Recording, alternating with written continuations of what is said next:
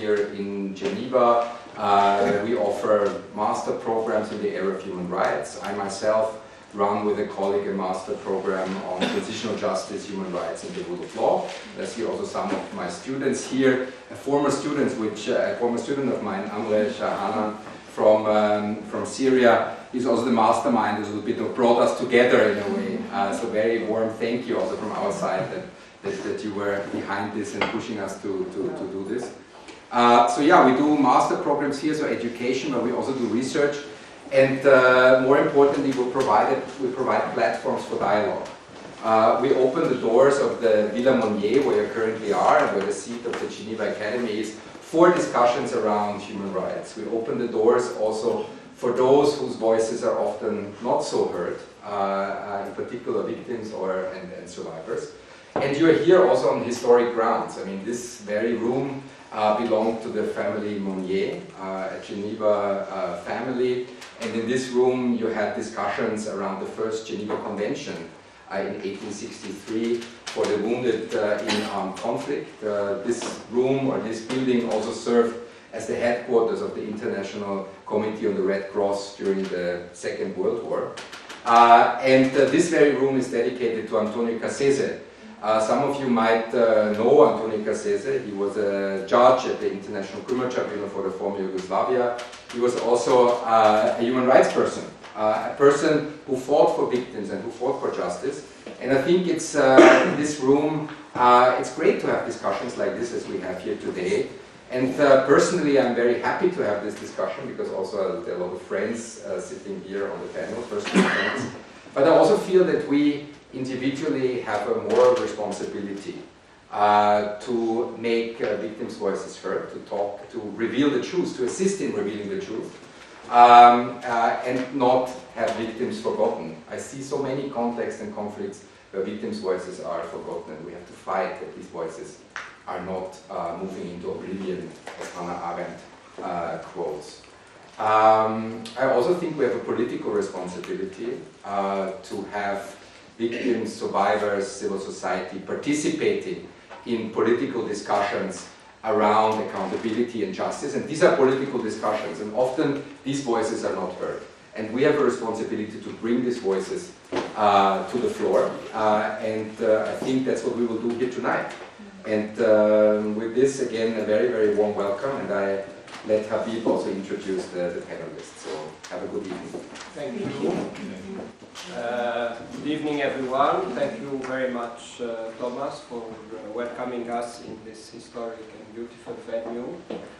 I also think that it definitely shows that the Academy is not only committed to the education on human rights, but also to advance human rights and to advance justice and revealing the truth, as you said. So thank you again, and would like also to thank the Association of the Detainees and Missing in the Sednaya Prison for really taking the initiative to bring us together tonight. This was their initiative, and then they asked our colleagues at Amnesty International and us at Impunity Watch to join in organizing this event tonight. There are two parts to this event. We have this panel, and later on we have a small reception in which we will be able really to see the artwork of one of our friends and colleagues from the Association of the Sednaya Detainees, Alain Fahour. I can't see him here, but we is hiding there in the corner. We'll ask him once we finish to explain to us a little bit what do the artwork we have in the room next door represents, expresses. But let me first say just a few words about how I'm feeling tonight, because I'm feeling both pessimistic and optimistic. I'm feeling first pretty pessimistic because this panel on the Sednaya detention center could have happened in the 80s, in the 90s, in 2011, and yet it's happening now in 2020. This means that the violations that are taking place there have been going on uninterrupted for over 30 years. And unfortunately, I feel that maybe in a few years from now, we might again have a similar panel, because these violations wouldn't have stopped. If we look at the inaction of the international community, if we look at the effort really to try really to normalize the horrible situation in Syria, we really become very pessimistic about the future. But on the other hand, as I said, I'm also very optimistic tonight because of the work of the distinguished speakers we have on this panel. First of all, the work of Madame Catherine Marquis-Huel, who heads the International Impartial and Independent Mechanism on Syria. I'm very optimistic about what this mechanism will achieve. I mean, as Catherine will probably tell us, it's not necessarily going to get us to full justice, but I think it's a very important first step, and I think Catherine's leadership of this very innovative mechanism, but also her very pioneering approach to engaging with the Syrian civil society and with survivors of human rights abuses, I think does indeed make us very optimistic. Of course, I would like also to talk about my old friend and veteran activist on issues of justice and accountability in the MENA region, Lin Malouf, who is Director of Research at Amnesty International for the Middle East, correct? Yeah, I always think more of your grassroots activism, but which is as important. I just came from the streets. Okay, exactly. Still doing that. So, and this kind of also engagement for human rights, I think, is really key to advance justice and accountability in Syria and elsewhere in the region. And finally, but not least, really I think what makes me particularly optimistic tonight is to share this panel with Diab, because Diab and the Association of Detainees and Missing in the Sednaya Prison are at the forefront of the struggle for justice. So it's true, I mean, what Thomas said, that we don't always hear enough, I mean, what the victims have to say, but in this particular case, really, they have taken the lead, and they are not waiting for us to tell them what to do or to help them and so on. They are taking the lead, they are showing us the way, and this is why I'm particularly optimistic tonight. I think really that they will continue to fight and resist, and as long as the perpetrators hold to power in Syria, I think they will hold to their ideals and to their fight for justice and accountability. And here justice, I think, is not only a criminal trial, but I think justice is establishing the truth about those who went missing, and this is a file that the Association of Detainees and the Missing in Sednaya is working on. It's about also providing reparations to those who were victimized. So I think it's very important also that we look at justice from a broader perspective. So I won't take any more time. I will immediately give the floor to Diaz. This panel is meant to launch this report, and we have copies for everyone in the room next door. And I will let Diaz tell us more about this report and more about the very important work they are doing. Thank you, shukran Habib. I'm sorry, I was speaking Arabic. Oh yeah, he was speaking Arabic, and we will have consecutive translation. تفضل. أنا اسمي دياب سرية. أنا كنت معتقل بسجن سيدنايا لمدة 5 سنوات من 2006 ل 2011. واحد المؤسسين لرابطة المعتقلين ومفقودي سجن سيدنايا.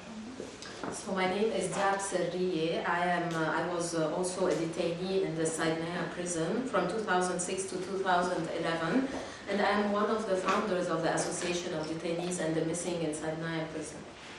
رح احكي شوي عن الرابطة، الفكرة كيف اجتنا لنعمل رابطة وحتى نوصل شوي صوتنا للناس.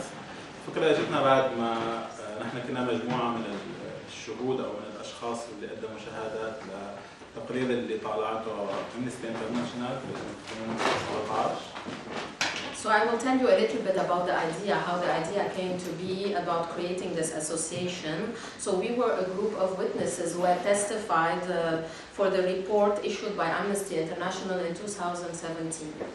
فهذا التقرير يمكن عمل كثير صدمة بالعالم، كثير انتشر بشكل كثير كبير، ونحن يعني عن جد كان له أثر جيد علينا إنه عم نوصل صوتنا، بس هذا مو كل شيء، مو هذا صوتنا، لسه في كثير شغلات ما انحكت وفي كثير أشياء الناس ما بتعرفها. So this report caused a kind of shock in the world, but actually it was not enough. It made our voice heard, but still we had many things to share. فاجت الفكرة، نحن كنا مجموعة تقريبا 30 شخص، إنه نجمع بعضنا نعمل مثل رابطة للمعتقلين اللي نجوا من هذا السجن أو لعائلات المعتقلين، للعائلات والأهالي اللي بيعتقدوا إنه أولادهم موجودين بهذا السجن، ونحكي عن المعاناة تبعتنا، نحن شو صار معنا بهذا المكان. So we were a group of 30 people who decided to create this association, an association for those who survived detention in this prison, for the families who think that their beloved ones are in this prison, and to share the sufferings of those who are detained in this prison. وطبعا حطينا خطة يعني بأحد الخطط الأساسية إنه نحن لازم يكون عندنا بيانات دقيقة وبيانات حقيقية عن الأشخاص اللي كانت هنيك، عن المعاملة اللي تلقوها بهذا السجن، وعن الأثر اللي عم يتركوا هذا السجن وعمليات التعذيب وعليهم بعد ما يطلعوا. وهي المعلومات كلها نجمعها يعني عسى يوما ما تكون تساعد في محاسبة ومساءلة الأشخاص المرتكبين لهكذا.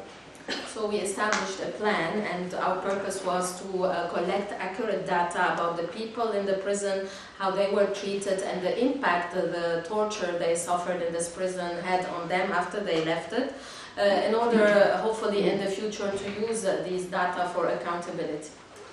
فبلشنا العمل على جمع المعلومات وإنشاء قاعدة بيانات ببداية 2018 بشهر، يعني بشهر 1 2018 كان عندنا داتا بيس، وبلشنا جمع معلومات لهذا التقرير او جمع بيانات مقابلات مع شهود لهذا التقرير. So we started our database as of January 2018. طبعا نحن اول ما بلشنا شغل يعني كنا مفكرين انه نحن رح حاطين ببالنا انه ممكن نقابل اكثر من 1000 ناجي او 1200 ناجي من المعتقل، يعني هذا حد ادنى، انه خلال سنه اذا هذا التقرير بدنا نطالعه ببدايه 2019 فنحن ممكن نوثق 1000 حدا. وكان في صدمة كثير كبيرة عنا إنه نحن هذا الرقم ما قدرنا نوصل له، يعني ما قدرنا نلاقي ناجين من سيدنايا صراحة، بحدود تقريبا 500 شخص قدرنا نحصل عليهم خلال أكثر من سنة ونص عمل وشغل. So at the beginning our purpose was to meet 1,000 to 1,200 of the survivors from this prison, and we thought that in a year, because we planned to issue this report beginning of 2019, we would have met these 1,000 survivors, but actually we were very disappointed because it was impossible to find 1,000 survivors from this prison, so we could only meet 500 survivors.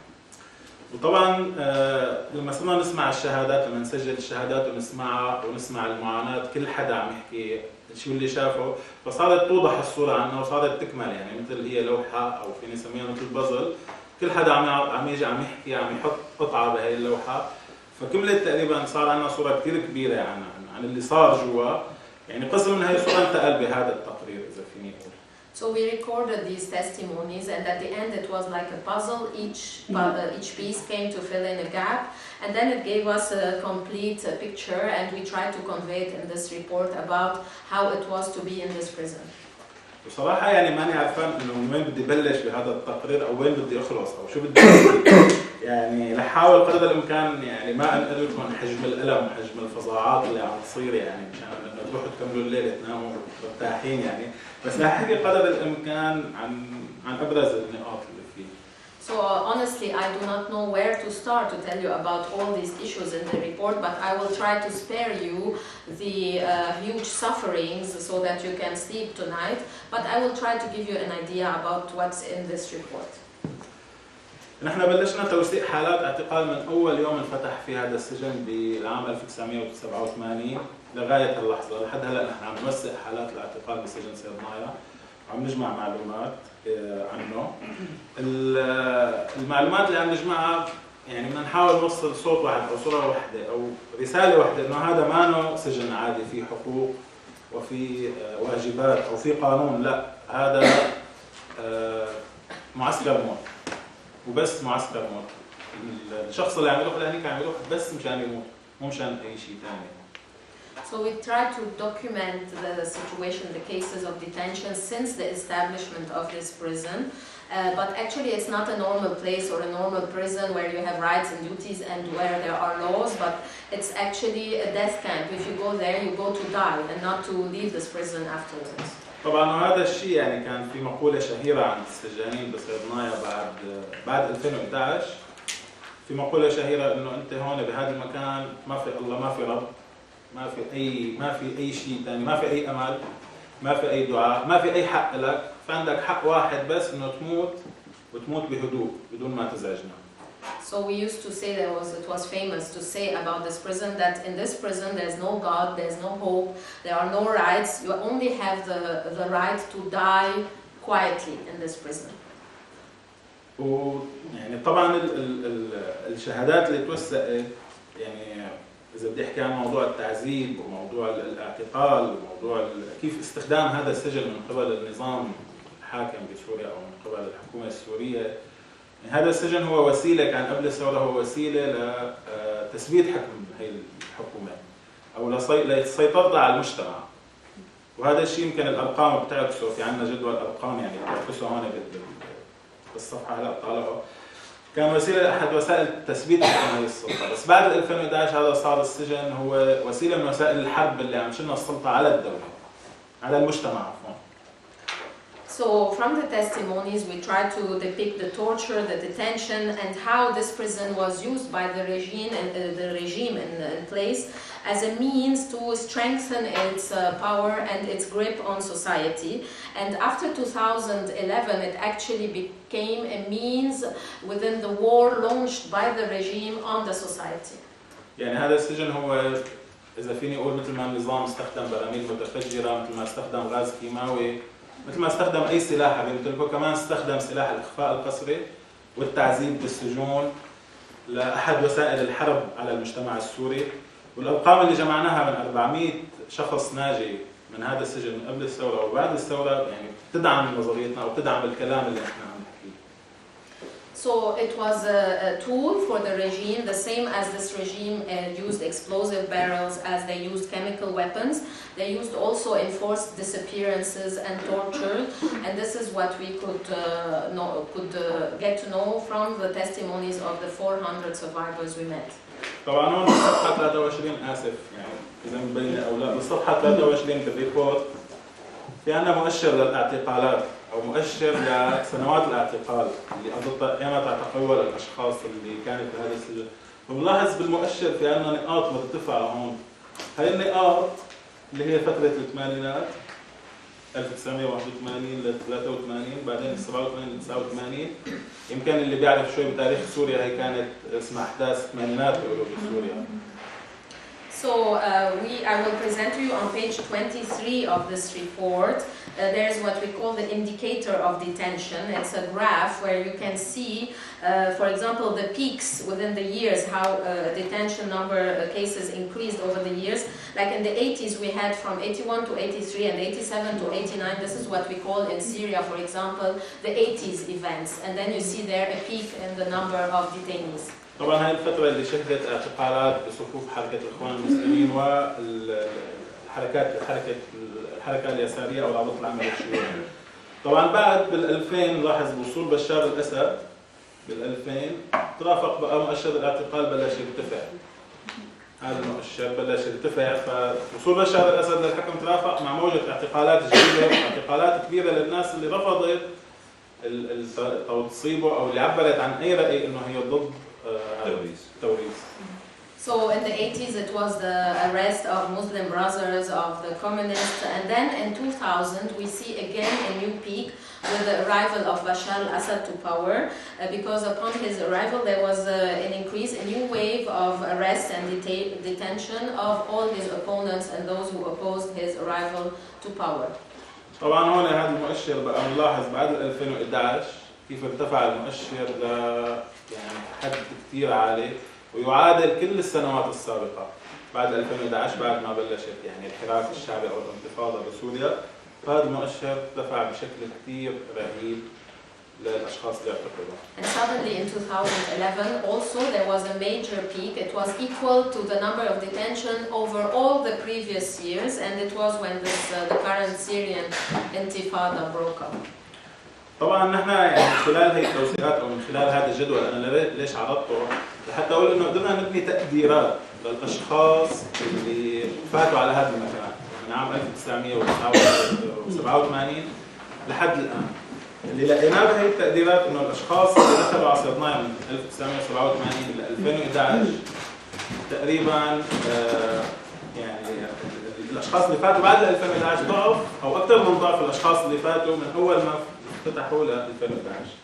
So through this graph we could establish some estimations about the number of detainees. So we have the number of these detainees from 87 to date, and we noticed that there is a phase between 87 to 2011, and then after 2011 it was double the number of those who were detained before 2011 since the inception of this prison. طبعا تقديراتنا حوالي 70,000 إنسان فاتوا بعد 2011 ونحن كمان هون مشان ما نفوت بموضوع الأرقام. ليش نحن حكينا على التقديرات؟ لأنه دائما بأي مفاوضات كان النظام يطلب قوائم وأعداد وأرقام، ودائما يفشل موضوع عملية إطلاق سراح المعتقلين بسوريا بسبب إنه ما في أرقام أو ما في قوائم دقيقة. اللي بدي أقوله أنا إنه الأرقام هي يعني نحن من خلال هالجرافس أو من خلال هاي الأرقام النظام نفسه ما قدران يعطي قوائم، النظام ما بيعرف قديش في ناس فاتت على هذا المكان وقديش. So through this graph, this is to show that these are estimations, and we estimate that after 2011, 70,000 people went into this prison. But actually, we don't focus much on this because in any negotiations, the regime always asks for accurate figures and numbers, and we could not provide accurate lists. So even the regime does not know how many people went into this prison. So. طبعا لانه الوقت شوي سريع لهلا رح احكي نقطة مهمة انه شو عم يصير داخل سيدنايا. اللي عم يصير داخل سيدنايا هو فقط الموت، فقط التعذيب. يعني نحن بهذا التقرير وثقنا حوالي 20 وسيلة تعذيب جسدي، وثقنا أكثر من 24 وسيلة تعذيب نفسي، 8 وسائل تعذيب جنسي. طبعا سيدنايا عم تكون عن سجن فقط للرجال، سيدنايا لا يحتجز به النساء. So due to the fact that time is running, I'll be brief just to say that in this prison it's only death, it's only torture. We could document 20 means of physical torture, 24 means of psychological torture, 8 means of sexual torture, and just as to mention also that it's only a male prison, no women are in this prison. طبعا وسائل التعذيب يعني التعذيب بصيدنايا هو مو من اجل التزام معلومات ولا من اجل انه الواحد يعترف بذنب هو ما عامله، لا، التعذيب بصيدنايا هو فقط لنزع صفة الإنسان أو لتحويل هذا الشخص لما إنسان، لمسخ أو لأي شيء ثاني يعني ما إنساني. Here it's also to say that it's a prison for torture, and here the torture is not to get a confession or to get information from the detainees. It's just to remove the quality of humans from these people and to transform them into monsters. طبعا التعذيب هذا يعني كمان نحن وثقنا النتائج اللي بتتم، النتائج الجسديه والنفسيه والاقتصاديه لهذا التعذيب بعد ما يطلع المعتقل من السجن. فتقريبا 13% من الاشخاص او 14% من الاشخاص اللي طلعوا احياء من هذا السجن ما قدروا يكملوا حياتهم بشكل طبيعي، يعني صار عندهم اصابات بتمنعهم عن ممارسه الحياه بشكل طبيعي، بتمنعهم نهائيا عن العمل، بتمنعهم عن الشغل، بتمنعهم عن اي نشاط طبيعي. So also we documented the physical impact, the psychological, and even the financial situation of these people who leave this prison. They cannot lead a normal life afterwards, and so they cannot work. It's difficult for them to engage in any kind of activity in society. كمان حاولنا نوسع العمليات الابتزاز المالي اللي بتصير للاهالي ومصادره الاملاك اللي بتصير للمعتقلين. يعني القضاء على المعتقل، حرمان هذا المعتقل من اي فرصه للنجاه بحياته، يعني حتى اذا طلع عايش فهو رح يطلع ما عنده املاك، ما عنده مصاري، اهله رح يكونوا، عائلته رح تكون استنزفت ماليا لتعرف معلومات عنه. كمان وسعناها هي القصص عنا. حكينا كمان وسعنا موضوع المحاكمات اللي هي عن جد ما أنا محاكمات، هي شيء بيشبه محاكم العصور الوسطى. ما في محامي، ما في أي ضمان للدفاع، ما في أي ضمان لتقاضي عادل بهي المحاكمات اللي هي المحكمة الميدانية.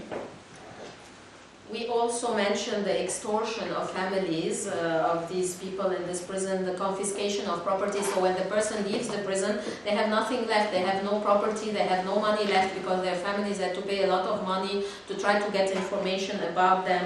And also the trial, the so-called trial, this is not a trial that happened there. It's kind of like in the Middle Ages.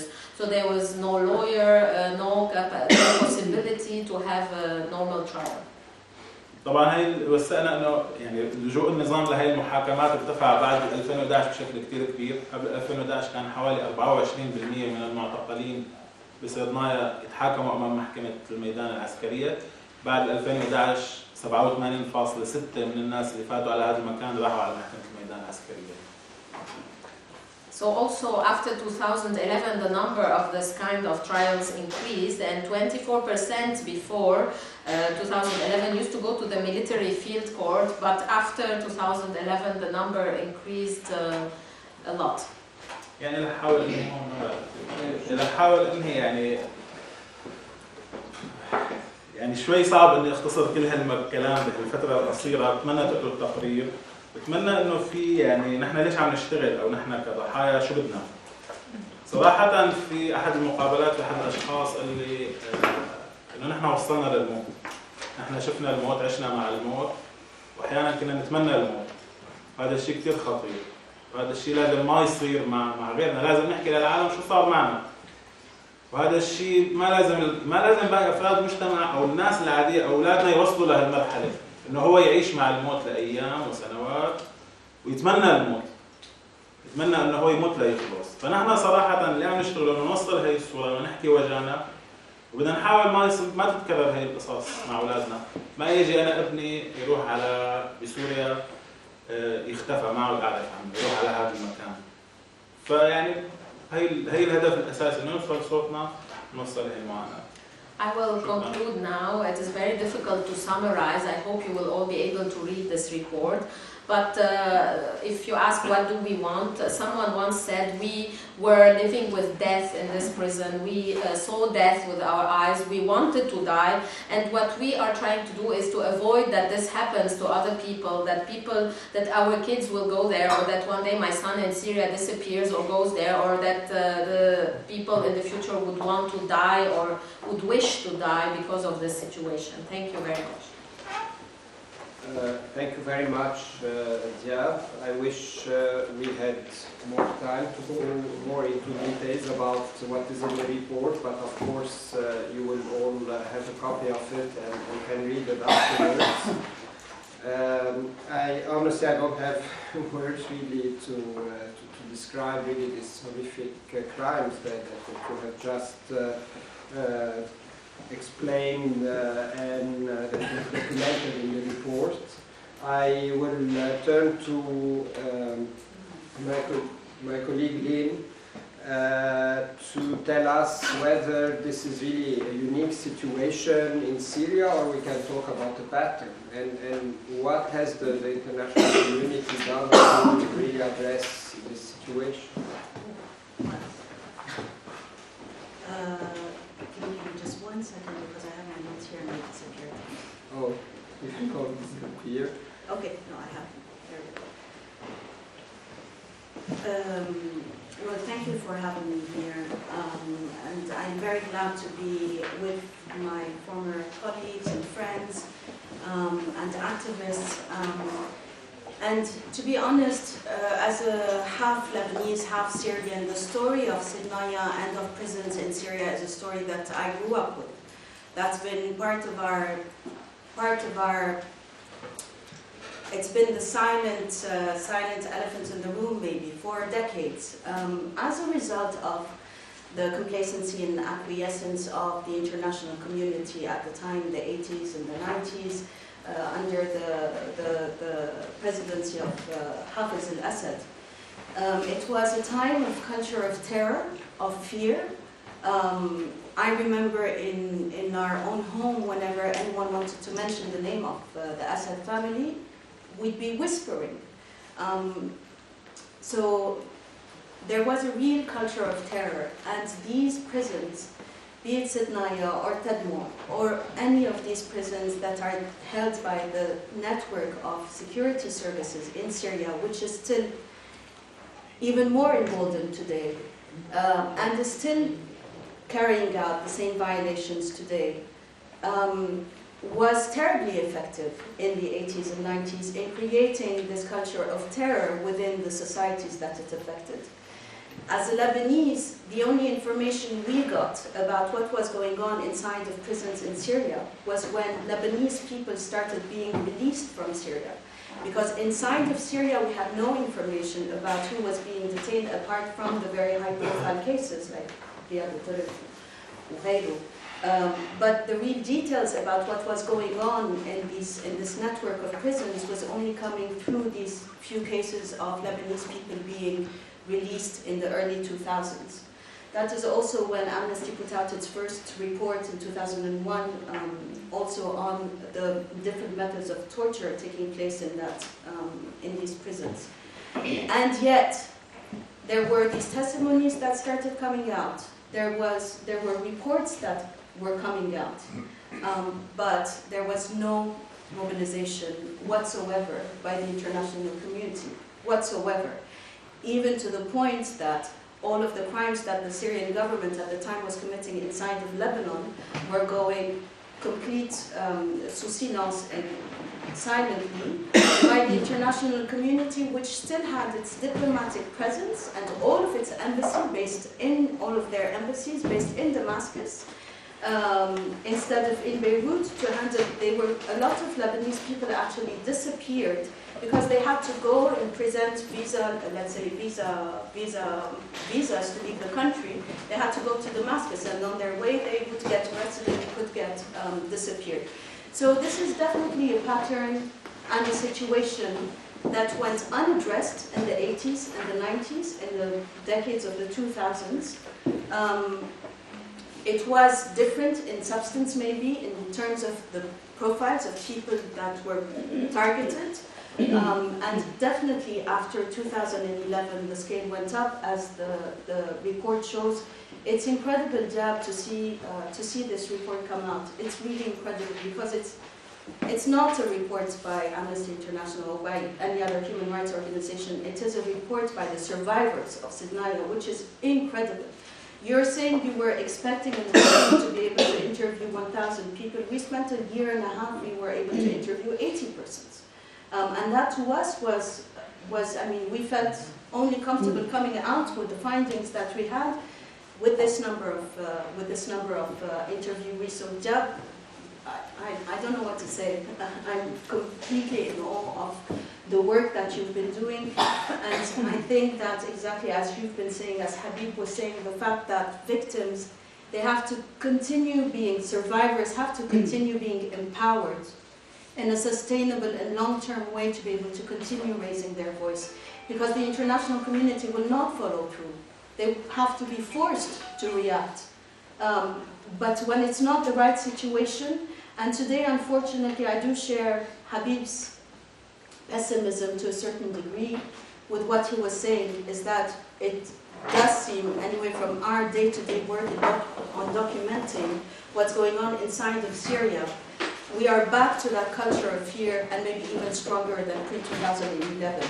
Today, we don't even dare reach out to people who are in government-controlled areas because we fear putting them at risk. We fear putting their families at risk.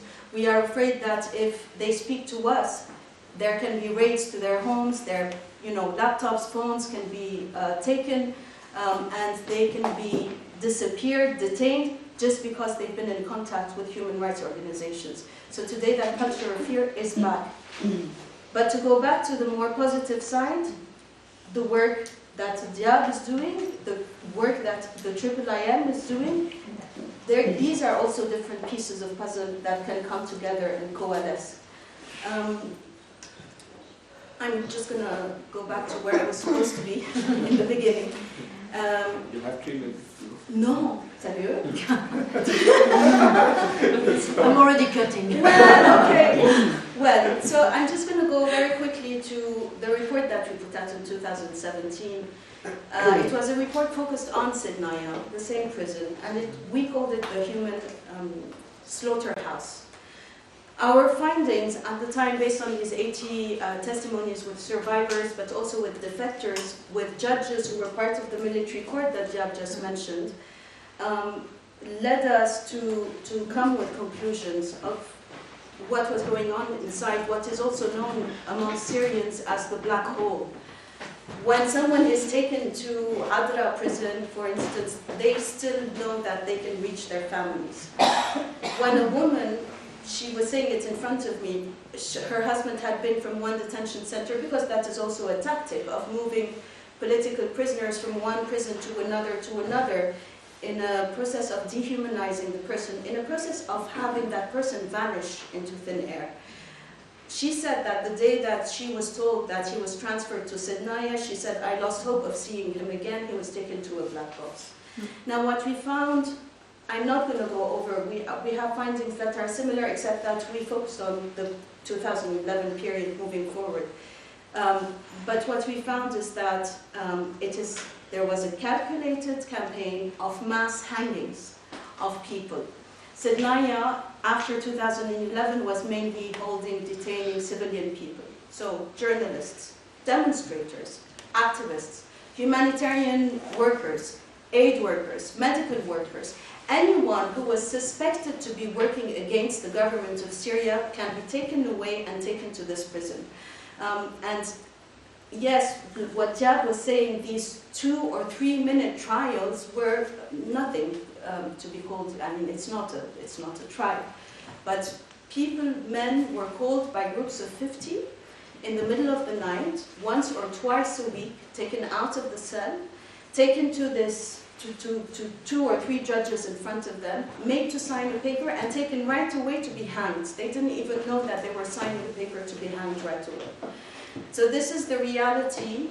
This is the extermination going on inside of Sednaya, and this is a separate issue than the ill treatment. This is too soft of a word, the ill treatment, but the torture that is just to levels that are incredible to believe, that is also taking place, and that also leads to the deaths of thousands of people. So just to say that these are some of the findings that came out at the time in 2017. I'm incredibly warmed.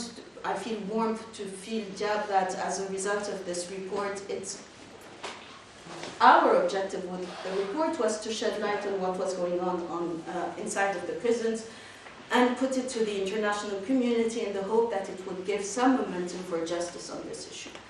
What you're telling me here is much more rewarding, which is that it's brought you together as a group to associate and to be working together strategically, which I think you are the people who will lead this fight to the end, even if it takes decades. In Lebanon, we only had a law passed 30 years after the end of it doesn't mean this is what has to happen. We didn't have Mrs. Catherine Marguerite, we didn't have the IIIM, but it is the families of the disappeared who led the fight for 3 decades until we got to the point of having the law on the missing, which you're familiar with at the time. I think I'll stop here. Okay, thank you very much. I think we can unfortunately go on for hours about both reports, the Amnesty one and the one of the Association, but I'm turning to Catherine. I mean, I think it's very difficult now for you 10 minutes to read, not only in 10 minutes, but after everything you were to explain what you can't do. So what can the IIIM do in the face of this situation described both by Diab and Lynn? You do have 12 minutes. I'm really No, but we will open afterwards for questions, so if you want to add. Yeah, but thank you very much, and thank you so much for having me on this panel discussion. I feel honored, really honored, to be with you, Diab and Lynn. I know how much you put from your life into making these issues becoming to light. What I'm going to slightly depart from the idea I had of what I could share with you tonight, and I think of course I'm going to talk to you about the mandate and why we're here and why we're not a court. It's important, but I think I will spend a bit more time than I had actually planned to explain how much the work you do, the work that the Survivors Association does, what does it mean for us concretely, and also the work of Amnesty and others, but I'm going to focus on those two today. What does it mean for a mechanism like ours? Because I think that's probably the most important today. But just to go quickly through why do we exist, not being a court, what role do we play? I would say, first of all, the first thing I'd like to confess, which obviously means that I'm erring on the side of the pessimism there, is that yes, we don't have a comprehensive accountability framework for the crimes committed in Syria. And we're not going to give up. I think those who believe in justice will not give up with that state of fact. But we have been created because it was not possible given the opposition within the Security Council, because of the position the Syrian Arab Republic had. There was no possibility of referring the case to the ICC or to create an ad hoc tribunal as we had seen created for other situations in the past. The idea has been that if that's not possible, the international community was not prepared to actually give up and decide that then nothing would happen.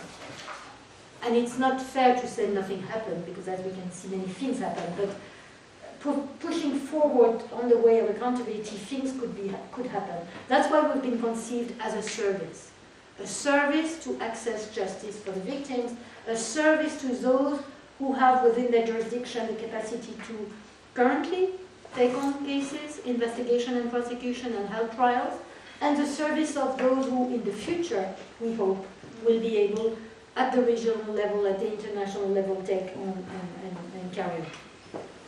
So a service means that we are not adjudicating, we're not even prosecuting, but we work extremely closely with those who at the moment can do so.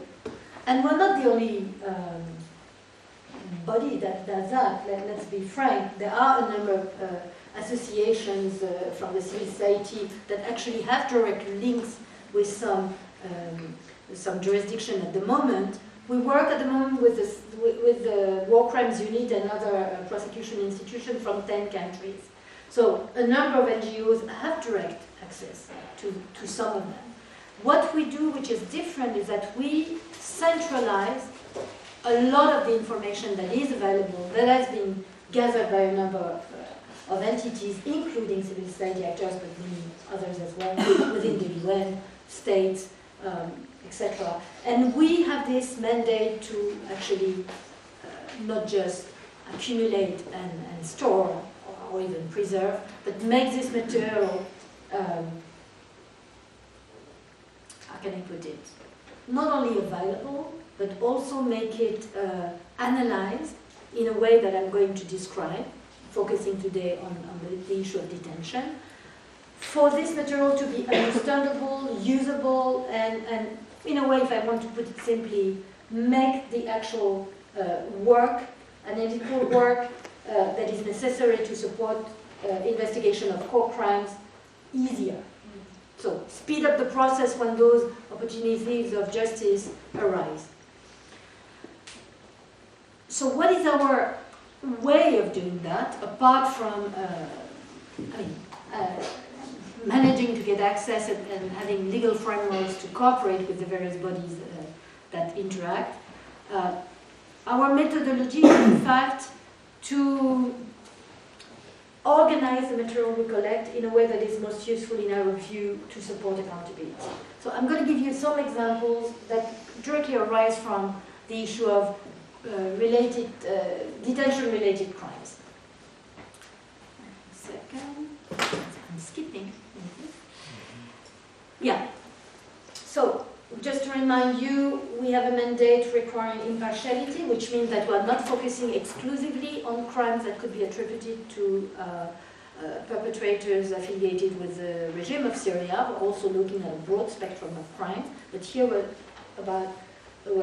here to speak about Sednaya, so I'm going to focus on that. I just wanted to remind that. In relation to detention-related crimes, we have that as a component, a core component of our structural investigation. And this is a term a little bit mysterious, so let me just drive you through some of the aspects of that so that you understand what we're doing. In relation to detention, we have three areas of the structural investigation that are directly relevant. Crime patterns analysis, we've heard that already. Analysis of organization and structures involved in the commission of crimes, and contextual analysis. I was particularly struck in reading the report, Detention in Sednaya, to see the value of the analysis of past practice in the prison from the 80s, and see how that practice evolved after the uprising in 2011 and the repression. These type of contextual information are critical for us. So, crime patterns analysis, what do I mean by that? We look at how crimes are linked to each other. We look at whether victims have been subjected to similar types of crimes in detention, not just in one center, but in others, for those who have been going from one to another, but also for those who have been spending their time in different detention centers. We're asking these questions in relation to a specific location of detention, looking at whether the same patterns exist in others, and also looking at the journey for those detainees who have been transferred from one facility to another. And I know that when you go back to the other room, you will have an opportunity to see what does it mean to be transferred from one to another facility. Our artist present today has actually tried to represent that. What does it mean? When you don't know what is your face, are you going to disappear in the black hole? Are you going to ever make it to the other center? These are the type of things we're looking at. We're trying to draw links between detention-related crimes and violations that occur outside of the detention context, because you can't isolate them. They are actually part of potentially part of the same intent or same project, criminal project. We are looking at these patterns for one reason. They are extremely powerful in assisting in determining whether the conduct that we are talking about may amount to, for instance, a crime of persecution, where you will have to find if these conduct have occurred with a discriminatory intent, for political reason, for ethnical reason, for cultural reason, etc. We are also interested in looking at how these patterns have been followed, because that helps to link these crimes to higher level perpetrators. If you only look at the particular events in one detention center, well, you may think, well, the responsibility is with the warden of that center. If you are able to establish patterns between different detention centers, then you have a better way of apprehending what's above, what may have orchestrated or made it possible that these crimes occur. We secondly look at the analysis that arises from, that we can make based on the material we collect about the organization and structures. And I'm almost already done, so I better speed up. You have 3 minutes. Okay, good. You're very good. I will remember that. So, when we are doing that, the objective of the work in this area is really to develop an understanding of the structures through profiles of specific individuals operating in those structures. And we developed those profiles to see how individuals could be found responsible for detention-related crimes, not just those who are physically perpetrating the crimes, but also those who have participated, orchestrated, facilitated in other ways those crimes, ordered. We look at the powers that the individual possessed. Did they have power to stop it, to punish, to prevent certain crimes as well? What knowledge they had about what was going on, and what were their concrete contribution to the abuses. And the type of evidence we're talking about here can be very diverse. It can obviously be testimonies of victims, it can be testimonies of insiders, it can be documentation from within the unit itself, and many other possibilities. The third aspect of it is the contextual analysis. I alluded to it in saying how valuable this kind of retrospective look and focus at what was the practice of prisons in Syria, because it didn't appear on one day. Very relevant, for instance, when you look at things such as knowledge, intent. If this has been a pattern, and if there's been a clear change of pattern at a certain point in time, well, that tells something. Inferences can be drawn from that. We also look at those, as part of the structural investigation, as I said, to things which are outside of the detention centers, including for, I'll give you only one example by lack of time, if you want to look at detention-related crimes as a crime against humanity, for instance, which makes a lot of sense here, particularly since the crime starts certainly before one can argue that there was a conflict in Syria. Well, then you're going to have to demonstrate that there was a widespread or systematic attack against a civilian population. And that, well, to establish that, you're not just looking at what happens in the prisons. You're looking at what happens in Syria broadly. Right?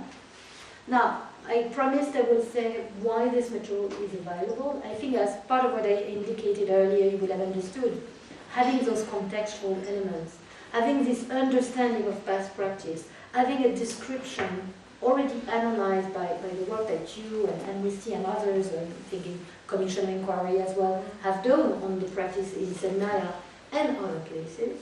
This is extremely useful because as you undertake this structural investigation work, you don't start in the dark, or you don't have to start from analyzing every piece of information you collect. You can already get inspiration, assistance in trying to grasp and understand what happened. This is not enough. We can't import, it's very important for me to make that very clear, we can't import the conclusion that Diab and his friends have adopted in this report, or the conclusion that Amnesty has adopted. We need to have access to underlying material whenever possible, respecting the limitation of consent that may arise. We need to aggregate this underlying material to this report with other material that we obtain, and we need to draw conclusions. I would say not beyond reasonable doubt in a vague, because that's for the courts to do, but having in mind that this is a standard to which conclusion in a court of justice will have to be made. So it means that we have to be satisfied that we have enough material.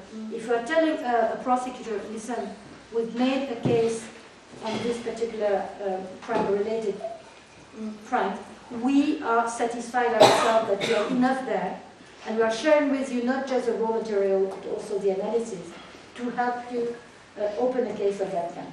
And I will just end by, before my real conclusion, by telling you one thing. If we were to, just to remain on the positive side, if we were to only have as an option the sharing of files that we build with an international court, we don't know when, or with a tribunal that doesn't exist, I would be only pessimistic. I would still want to do this work because I think it's meaningful. But we have some glimpse of hope because we have jurisdiction.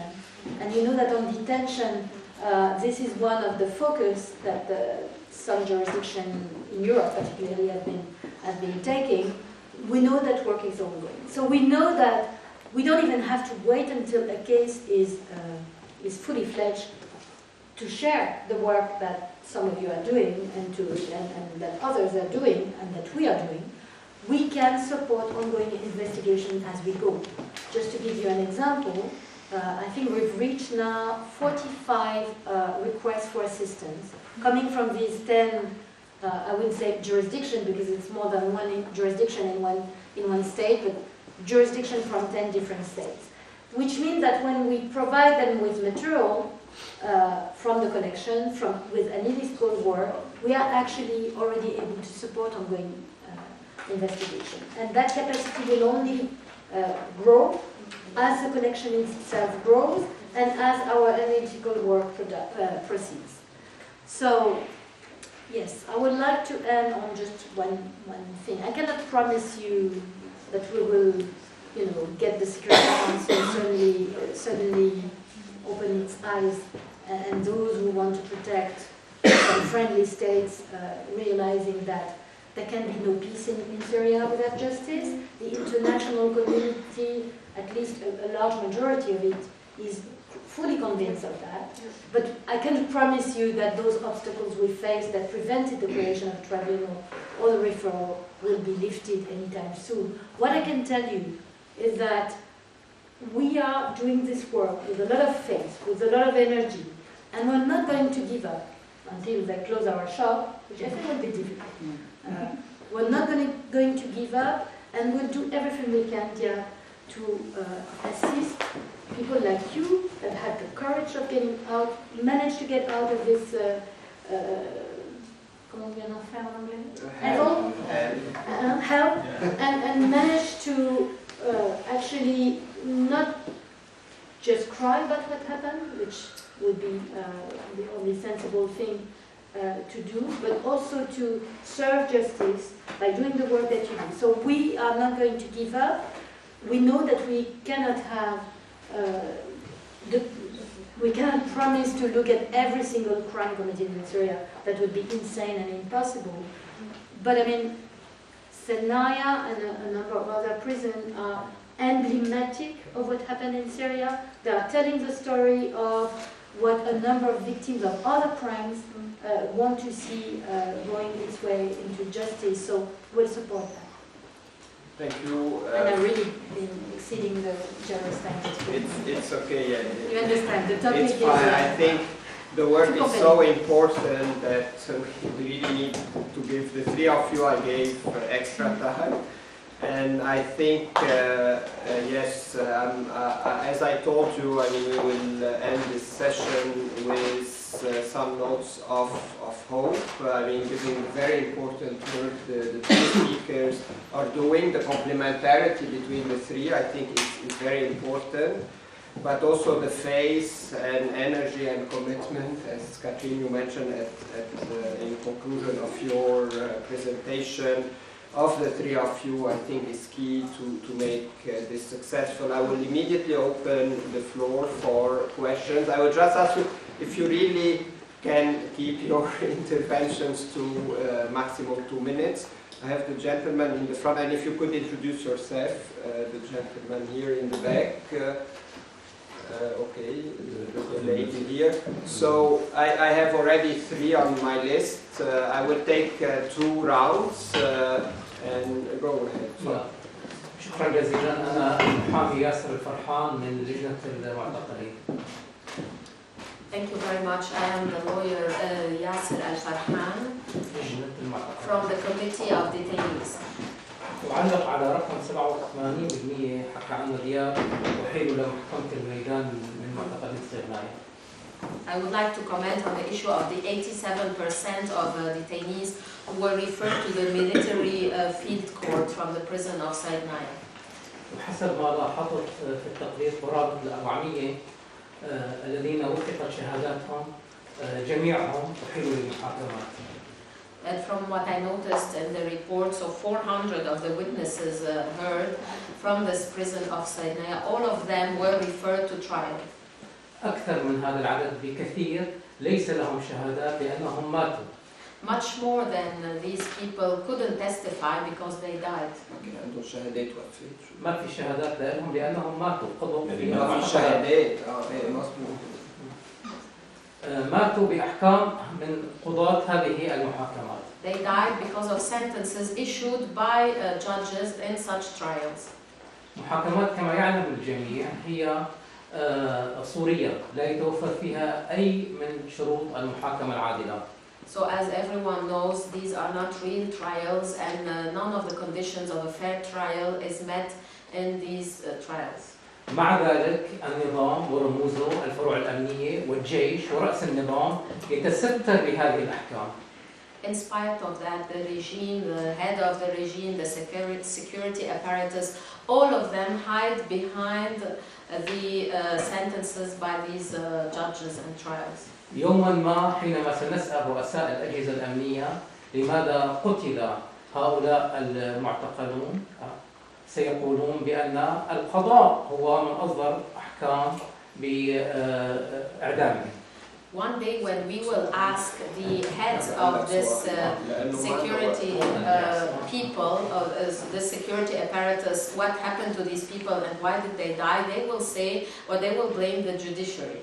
وهنا أنا سؤالي لسيدة كاترين وسيدة لين في تحقيقاتهم التي يجروها وتقاريرهم أجد يعني هناك فقر في الإشارة إلى مسؤولية السلطة القضائية عن هذه الجرائم، وأرى بأن علينا منذ الآن أن نقول بأن القضاة الذين تخلوا عن استقلاليتهم يجب أن تنزع عنهم الحصانة ويحاكموا ويلاحقوا كمجرمي حرب سواء كانوا فاعلين أصليين أو شركاء. So my question to Mrs. Marquis-Huel and to Mrs. Malouf is to know why these reports don't mention often the responsibility of the judicial authorities and of these judges who should have their impunity removed and they should be tried as war criminals because they accepted to play this role. My name is Abdulhai Sayed. I'm a Syrian lawyer, and my question is to Judge Catherine Huel. My question is about, I recall that in the terms of reference there is some reference to victim access. I don't know how are you interpreting this. I would suppose that you have now a lot of documentation, a huge database, and one wonders whether you have procedures or you contemplate having procedures to open some access. I know that your work is confidential, to victims directly, to the sort of associations that are being carried out by Diab Syria. And one thinks of crimes like enforced disappearance, for example, when one talks about detention. And the question would be, do you open access, and do you contemplate, and how, if that is within the interpretation that you give to that provision in terms of reference? Thank you. Thank you very much. One question for, my name is Paula Lana, so I serve as delegate. One question for the SCGA. I was wondering, I'm not very familiar with the Syrian context. So in terms of civilian society, where do they live now? Are the members of this association still living in Syria? They can go public with such a report and without having any consequences? What are these other associations who are present in Syria right now? And they also mentioned international NGOs who are, I saw that the report was published in Turkey, for example. So if you can give a little bit an idea on that. And then to Lina, I don't know if you already mentioned it in your report that I didn't read, but what happened to all these people who were hanged or who had died in Sednaya, maybe this was for where the families informed about, where the body given back, the authority issued that certificate or not? Yes, thank you. Thank you very much. I will give the panelists the opportunity to respond. Who would like to go first? We'll follow the same order. أنا أكيد أنا عايش بهولندا، ماني عايش بسوريا. لو كنت عايش بسوريا يمكن ما كنت شفت شفتوني كنت ميت. So I live in the Netherlands. Of course, I do not live in Syria. Otherwise, I would be already dead. نحن حتى للأسف يعني الناس اللي قابلناهم أخذنا شهاداتهم بهذا التقرير كانوا معظمهم برات سوريا، واللي كانوا بسوريا كانوا ساكنين بالمناطق اللي ما بتسيطر عليها الحكومة السورية. And unfortunately, all the people we met were already living outside Syria or in the areas in Syria that are not under the regime control. فأي يعني مجرد الاتصال معنا أي شخص بيكون طالع جديد من صيدنايا، يعني مجرد الاتصال معنا هو رح يعرضه للمساءلة وبجوز يرجع ينحبس. فنحن عم نستنى الشخص ليطلع من سوريا إما على لبنان أو يجي على تركيا أو يطلع على أوروبا نقدر نعمل معه يعني مقابلة ونقدر ناخذ معلومات منه. يعني ما فينا أبدا نشتغل بسوريا. بالنسبة للسؤال الثاني عن الأشخاص اللي أعدمهم النظام ما سلم أي جثة لأي حدا لحد الآن. يعني نحن عم نتابع كمان هاي القصة وعم نوثق الأشخاص اللي عدموا، ما حدا استلم جثة ابنه أبدا أبدا أبدا، وما في يعني ما في اعتراف إنه هذا الإنسان كان هون. يعني صيدنايا أي حدا أي أم أو أي زوجة أو أي أب بيروح بده بيعرف إنه ابنه كان بصيدنايا بيروح على الشرطة العسكرية اللي هي بتدير هذا المكان بيطلب إذن زيارة بيقولوا له ابنك ما أنه موجود هون لا تسأل عنه. So first, any person who would leave the prison and comes to us or just contacts us can be held accountable and can be sent back to prison if they know they have contacted us. So we had always to wait that they go to Lebanon, to Turkey or to Europe in order to be able to communicate with these survivors from the Sednaya prison. Now second, about those who were killed in the prison or hanged, nobody until now was delivered back to the family.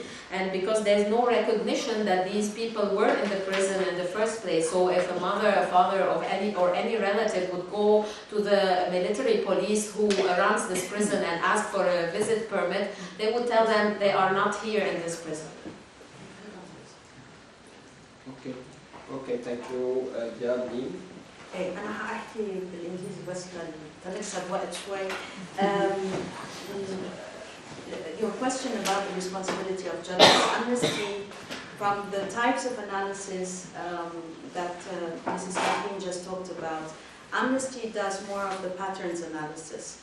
We do not have any mandates as a court would have in terms of the threshold of evidence in naming perpetrators.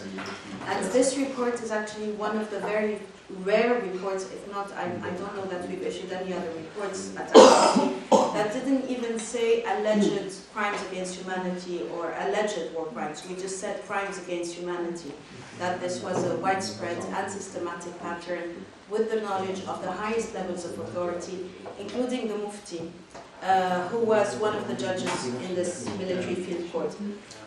So it's one of the rare cases where we actually mentioned the profile of the persons in this court, but we are not in the business and we cannot be actually naming perpetrators. This is for a court to be doing. Now, in terms of, Paula, your question about the bodies, what we found from the testimonies we gathered was that after the hangings, the bodies were put on trucks and they were taken to mass graves outside of the vicinity of the prison, and we were able to locate it through satellite imagery to guess that this was where the bodies were taken. Jab said that no, there's nothing that has to do with whatever the ICRC puts as best practice, best standards, which is to return the bodies in a dignified manner for the families to be able to bury them in full dignity. The only thing that we've seen after the working group that was formed with the Astana process, and I'm hoping this is not a consequence of it, was that there were death notices and that people by coincidence had to go to civil registries to see that whether their members of families were in their updating of civil registries, whether the names of their relatives were put as dead or not, with causes of death being put down, and this was also in the report's finding, as people died in the prison of Sednaya by heart attack, okay, or by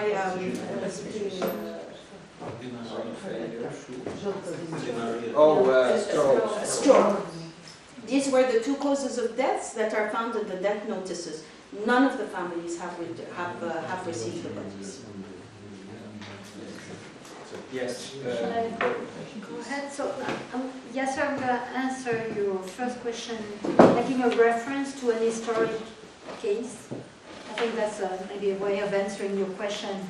I'm thinking of a case of the Second World War, which is called in our jargon the justice case, because it dealt with the involvement of judges, prosecutors, in applying laws that had been passed by the Nazi regime to permit creating new crimes.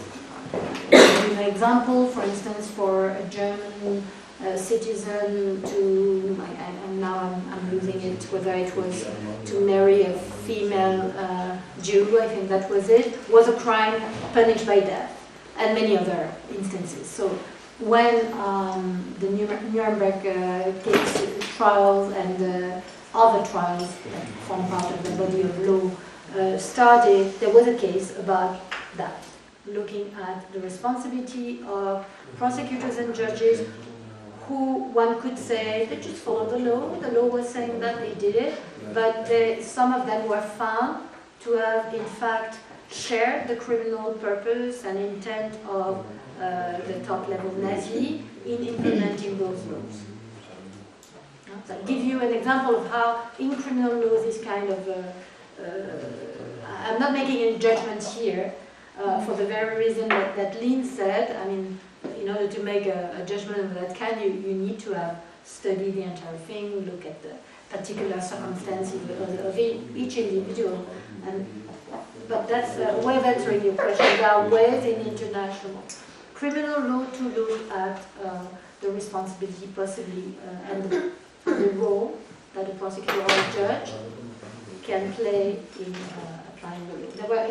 There were even interesting questions about, maybe we're entering into too many details about, can it be a crime if actually those who are executing the people are just doing their job? You know, they haven't looked at the file, they don't know whether it's okay to kill someone, the death penalty exists in Syria, is it okay? And again, the fact that you may have used your people, whose role is to enforce the death penalty, doesn't mean that you're disconnected from the crime.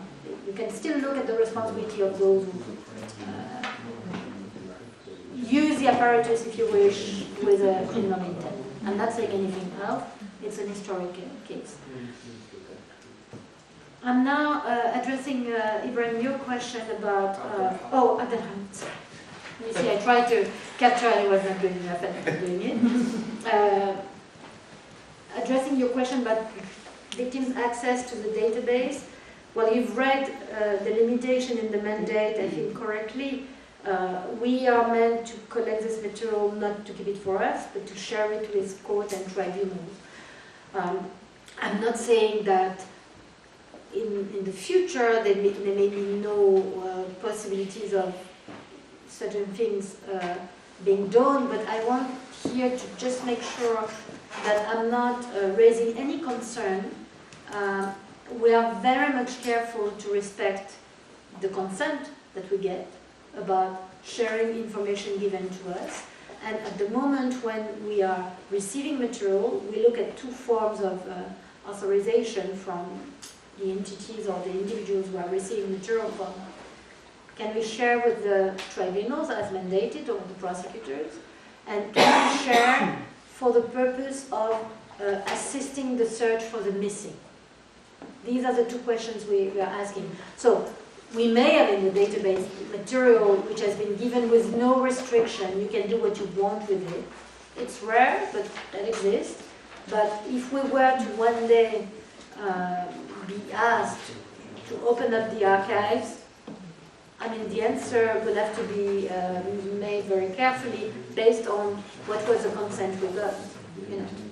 Unless you're talking about, I don't know, periods where people have been given, we know that sometimes the archives are open 30 years, 50 years after events, and the approach is different. But at the moment, so giving access to the archive, opening the archives to the public, I cannot promise that to you. I think my experience is it's a little bit like if we were a prosecutor office, which we are not, I would say the evidence collected would become accessible via the cases. There may be some legacy tools used to potentially tell this story, but at this moment that's not part of the mandate. The mandate is really to facilitate justice. And I know that justice, as you already said, is broader than the criminal justice.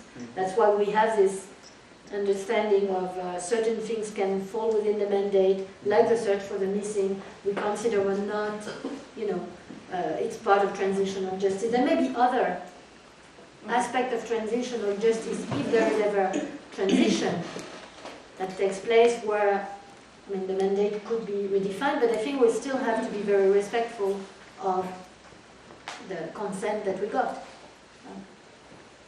Thank you very much. Any final questions? Because we no longer have a lot of time. A half-minute question. Anyone else? Okay, you get a minute then. I have a minute question. Brigitte Hermans, I'm a researcher at the University of Ghent, studying actually interaction between the arts and justice for Syria. And I have a question for the app. There is a theatre play that you're probably aware of. It's called Ex Adra by Ramzi Choucair, and it's actually dealing with stories from prisoners in the Adra prison. And I was wondering if you are also considering sharing your stories, telling your stories, because these stories are so universal, relating very much to the Gulag, but also to the Holocaust, and they're really touching people very much. So I'm wondering what your comment would be on how to share these stories, and if you're also envisaging, beyond working also on the policy recommendations, also on raising awareness through your stories. نحن سمعت بمسرحية عدرا هلا في مسرحية جديدة عم تصير كمان عن سيدنايا، نفس التيم تبع عدرا عم يشتغل فيها، وفي زميل لنا يعني رح يمثل فيها، زميل معتقل اسمه رياض أولر رح يمثل بهي المسرحية. الشخص كان 17 سنة مختفي قسرا بسوريا و21 سنة مدة الاعتقال تبعيته، فهو رح يمثل بهي المسرحية. So he heard about Ex Adra, and also he said there's a new play now about Sednaya Prison, something similar, and a colleague of his, Riyad Auler, also will be playing in this play. He was 17 years forcibly disappeared and in total detained for 21 years. كثير مهم نحن يعني هي النوع من المسرحيات او هذا النوع من الفن كثير مهم لنا لنوصل للناس العاديه، الناس اللي ما هي موجوده معنا بهي القاعه، انه شو صار بهذا المكان او شو عم يصير او شو صار معنا او كيف نحن حياتنا كانت. نحن كثير عم نحاول يعني هي المسرحيات او هذا النمط من الفن كثير بيعني لنا صراحه. يمكن يكون اسرع نحن لما يكون في مسرحيه او فيلم تلفزيوني، او يمكن يكون اسرع توصل فكره من هذا التقرير صراحه. So this is very important, this kind of plays, this art, how to, in order to reach ordinary people who are not with us in this room today, for example. So to tell them how was our life, and obviously we can reach people much faster through a play than maybe with this kind of report or with a movie. Thank you. Okay, thank you very much, Deb. I think this is an excellent transition actually to the next part, since they also resist through art and not only through documentation and advocacy. So I invite everyone to move to the next room for a small reception. And I would like also to thank